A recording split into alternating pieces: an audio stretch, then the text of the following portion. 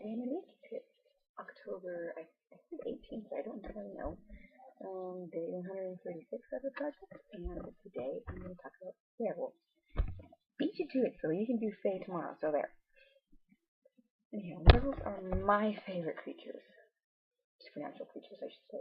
And they have been for a very, very long time. And as such, I've read a fair bit about them. I would love to read more about them. In fact, I'd love to take an official class or something about them, but doubt that'll happen. Meh. I'll survive. I'll read other things. But, no, they're very well versed in lore. Almost, I think, as much as vampires are. And as such, there's a fair bit about them. I guess.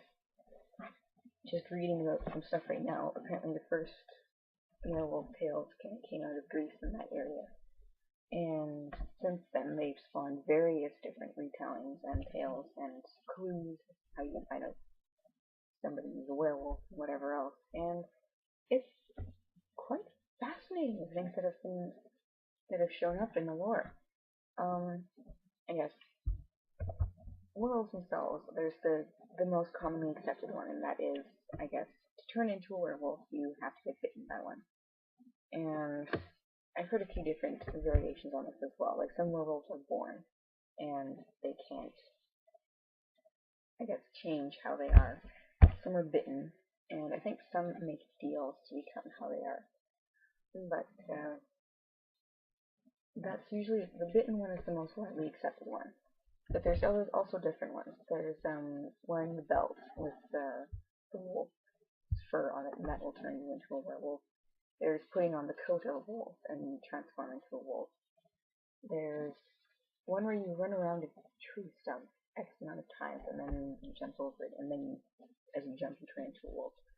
And all of these things are they're fascinating, and I find that although a lot of people usually focus on the whole biting aspect of it, like, there's more to it, and I kind of wish there were a few more stories that kind of covered those other aspects of it. But it's either way quite interesting.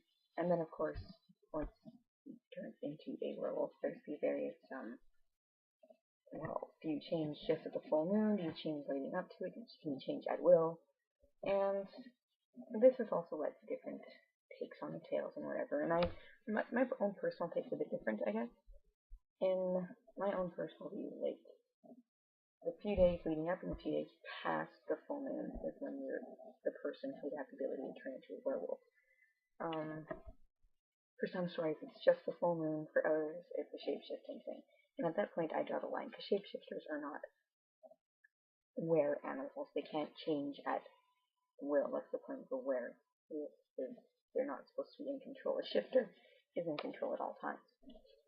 So that's, I guess, what I find most fascinating about it is the lore. The lore behind it is incredible.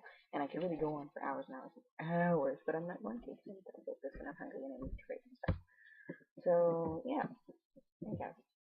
I look forward to your video, and I'm going to assume it's going to be on the Fae, but I can't really tell for sure, so good luck to that, and I will see you tomorrow.